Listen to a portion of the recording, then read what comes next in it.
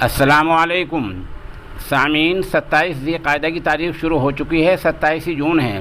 Social India news میں آپ کا خیر مقدم ہے۔ خبر کا عنوان ہے محمد زبیر کو گرفتار کر لیا گیا۔ خبر تھوڑی تفصیل سے سن لیں۔ آلٹ نیوز کے فاؤنڈر محمد زبیر کو دہلی پولیس نے مذہبی جذبات بھڑکانے کے الزام میں گرفتار کر لیا ہے۔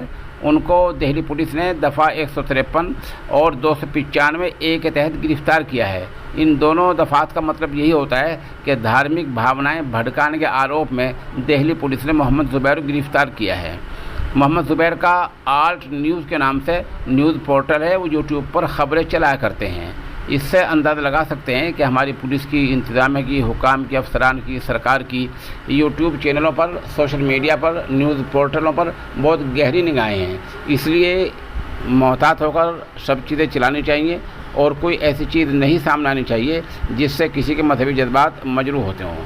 بہت ممکن ہے کہ دہلی پولیس نے ان کو غلط طریقے سے گرفتار کر لیا ہو، لیکن بہرحال معاملہ عدالت میں جائے گا، جہاں دودھ کا دودھ اور پانی کا پانی ہو جائے گا۔